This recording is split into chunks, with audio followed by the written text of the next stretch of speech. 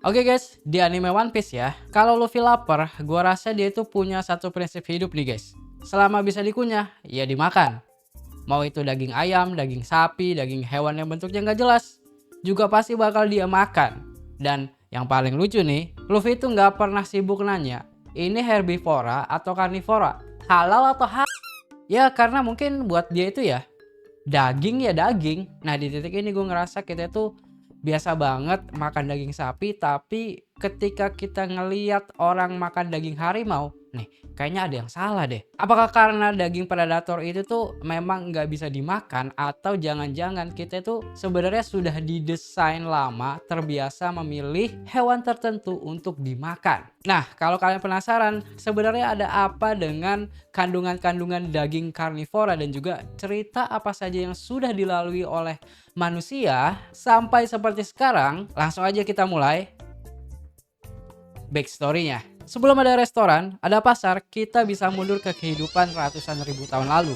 Sebelum ada kulkas nih. Hari ini, kelompok lu itu berhasil mendapatkan seekor hewan. Tapi hewan itu bukan rusa, bukan kambing maupun sapi, melainkan predator. Dan ternyata daging predator itu ya bisa aja dimakan. Tetapi penelitian arkeologi menunjukkan adanya bukti manusia purba mengkonsumsi berbagai karnivora di semenanjung Iberia. Salah satu buktinya berasal dari Grandolina, sekitar 950.000 sampai 800.000 tahun yang lalu. Jadi intinya, manusia itu terbukti memang pernah mengkonsumsi predator. Artinya juga manusia itu tuh nggak makan karnivora bukan karena tubuh kita itu nggak cocok. Nah kalau gitu kenapa kita itu sering lebih makan daging sapi daripada serigala, harimau ataupun ular? Mungkin lu semua udah punya jawabannya nih. Predator itu kan secara alamiah makan daging. Dagingnya itu mentah. Berarti kemungkinan penyakitnya juga lebih tinggi. Yang lebih aman makan daging herbivora. Karena makanannya itu ya cuma makan tumbuh-tumbuhan. Masuk akal dan masuk akal banget. Kalau cuma ada pilihan daging sapi atau daging serigala, mungkin tanpa perlu mikir ya, kalian itu bakal pilih daging sapi. Tapi ada satu masalah kecil nih. Manusia ya sudah pernah memakan predator jauh sebelum manusia itu tidak tahu apa itu bakteri. Jadi kalau alasan utamanya adalah predator itu lebih berbahaya, kenapa manusia yang belum punya laboratorium, terus juga belum punya mikroskop, dan juga ya belum tahu apa itu parasit, tetapi mereka itu masih tetap memakannya? Nah di sini gua kulik jawabannya nih. Karena ternyata ya masalahnya tuh bukan cuma bisa dimakan atau enggak nih. Tapi kalau kalian anggap ya udah mungkin masalahnya cuma di rasa nih. Nah coba kita lihat apa yang sudah terjadi ketika manusia-manusia modern memakan predator. Pada Desember 2016 di Mito, Jepang, sekelompok orang makan daging beruang hitam. Beberapa hari kemudian mereka demam tinggi dan juga nyeri otot. Ternyata daging itu mengandung parasit Trischinella. Parasit ini biasanya hidup di otot hewan karnivora karena mereka memakan tikus atau bangkai yang terinfeksi. Kalau dagingnya nggak dimasak sampai matang sempurna, parasit itu ikut masuk ke dalam tubuh manusia. Hasilnya, dari 32 orang yang makan, 21 orang yang terinfeksi. Ini bukan hukuman alam, tapi ini konsekuensi biologis dari memakan hewan liar tanpa pengolahan yang tepat. Ini juga bukan berarti manusia nggak boleh makan predator. Justru kasus seperti ini menunjukkan sesuatu yang lebih menarik. Predator bisa dimakan, tapi cara konsumsinya jangan disamakan seperti hewan ternak. Karena entah bagaimanapun manusia itu dalam sejarahnya memang ternyata punya hubungan yang jauh lebih rumit dengan predator. Kita itu bukan cuma makan mereka, kita juga pernah mengambil bagian tubuhnya untuk hal lain. Seperti ular, beruang, harimau. Dalam berbagai tradisi pengobatan, bagian tubuh hewan tertentu seperti tulang, empedu, dan kulit itu tuh dimanfaatkan oleh manusia. Artinya satu ekor predator itu memiliki nilai yang lebih dari sekedar daging guys. Dan hal ini menarik nih. Karena kalau seekor sapi kita tuh mungkin cuma berpikir ya ini daging gitu loh. Tetapi kalau seekor harimau, bisa jadi harimau itu tuh dilihat karena kulitnya, tulangnya, ataupun simbol untuk kekuasaan. Dan ketika satu hewan memiliki terlalu banyak nilai, jumlah manusia yang menginginkannya juga semakin besar. Sekarang pertanyaannya bukan lagi enak atau enggak nih dagingnya. Kalau semua orang ingin dapetin itu, masih akan ada berapa banyak yang nantinya bakal tersisa. Coba deh bayangin, kita itu hidup di hutan dengan serigala, rusa, dan juga pepohonan. Serigala memangsa rusa. Ketika serigala ada, jumlah rusa itu terkontrol dan tekanan terhadap tumbuhan ikut terjaga juga. Jadi pohon-pohon muda akan tetap tumbuh. Tapi kalau serigala hilang, populasi rusa meledak guys.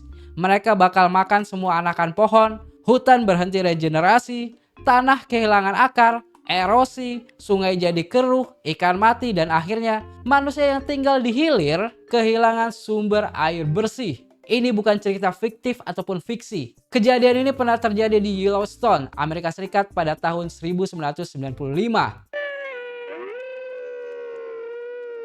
It all began in 1995, when Yellowstone park workers released 31 grey wolves into the wild over the year and did not interfere with their lives at all.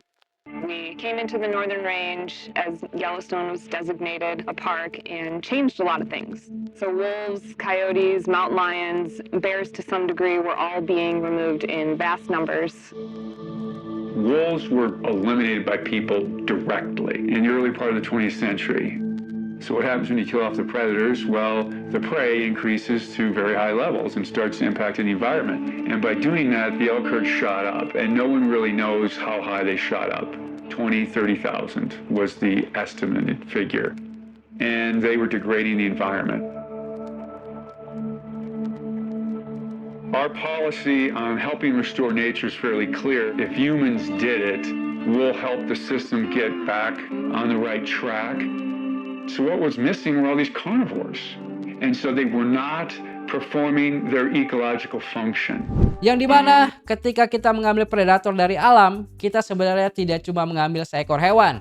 Kita mengambil satu bagian dari sebuah sistem. Dan ini mungkin bagian yang paling sangat amat mudah kita lupakan. Mungkin kita sering berpikir kalau manusia itu kan pintar ya. Kalau predator berkurang, ya tinggal kita atur aja. Kalau jumlah hewan berubah, ya tinggal kita kelola gitu loh.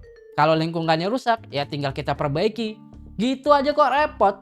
Terdengarnya sih emang gampang banget nih. Karena alam itu bukan kumpulan para hewan. Bahkan bukan cuma soal siapa makan siapa nih. Dan juga bukan sesuatu yang bisa kita atur seenak jidat kita guys. Karena satu hewan bisa berhubungan dengan banyak hal. Yang bahkan nggak pernah kita lihat guys. Dan justru di sini kemungkinan manusia itu merasa sudah mengerti dan memahami tentang alam. Kalau kita cuma melihat apa yang ada di depan mata kita itu cuma sekumpulan daging, padahal alam itu lebih kompleks dan juga lebih luas daripada itu. Karena alam semuanya itu saling berhubungan, saling terhubung lah intinya. Dan ketika satu hubungan kita itu putus, efeknya bisa muncul di tempat yang bahkan nggak pernah kita duga. Jadi sekarang kita kembali ke pertanyaan awal, kenapa manusia nggak makan hewan karnivora aja nih? Jawabannya bukan karena manusia itu nggak bisa, bukan juga karena semua daging predator itu beracun, dan bukan juga karena ada hukum alam yang mengatakan herbivora boleh dimakan, karnivora jangan. Tetapi karena manusia bisa memakannya, manusia juga pernah memakannya dan juga beberapa manusia masih melakukannya. Tapi kalau kita bicara soal menjadikannya makanan pilihan utama, nah pilihan ini tuh udah nggak masuk akal lagi. Karena jawabannya kita itu punya hewan yang lebih mudah dipelihara, lebih mudah dikembangbiakan, lebih mudah juga untuk dikontrol dan juga resikonya itu tuh lebih mudah di-manage. Sementara untuk predator liar mereka punya peran lain yang jauh lebih besar ketika mereka tetap berada di alam. Jadi mungkin gini sih guys, manusia itu bukan berhenti makan predator karena kita nggak mampu. Kita berhenti menjadikannya pilihan utama karena ada pilihan yang lebih masuk akal dan lebih membuat kita semua aman untuk mengkonsumsinya. Dan sekarang kita balik ke Luffy. Luffy melihat daging, dia tuh nggak peduli hewan itu herbivora atau karnivora. Atau mungkin hewan yang mungkin belum punya nama nih. Yang penting ya makan. Dan justru karena itu dia tuh hidup di dunia fiksi. Karena di dunia nyata ya, seekor harimau, beruang, atau serigala bukan cuma daging. Mereka berpotensi menularkan penyakit, punya risiko, punya nilai, punya hubungan dengan lingkungan, dan juga punya fungsi yang jauh lebih besar daripada sekedar daging. Jadi kenapa kita nggak bisa kayak Luffy? Karena ada resiko kita berhubungan dengan alam guys. Dan kalau kalian setelah nonton video ini malah ngide ya, kayaknya habis lulus sekolah kayaknya gue hidup di alam aja deh. Mau makan apa aja yang ada di sana, gak mikir rantai makanannya itu eksis atau enggak. Dan yang lebih penting jadi pemberontak biar keren.